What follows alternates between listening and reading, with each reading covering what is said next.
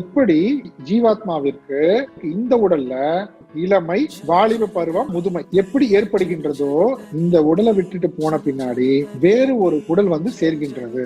எப்படி நம்ம குழந்தையா இருந்தப்போ 6 மாசம் 1 வயசு அந்த உடல்ல பாருங்க நம்மளை விட்டு போயிடுச்சு, அந்த உடல் போயிடுச்சு. அப்புறம் குழந்தை பருவம் இருக்கும், ஒரு 5 வயசுல இருந்து 10 வயசு அந்த உடல் நம்மளை விட்டு போயிடுச்சு.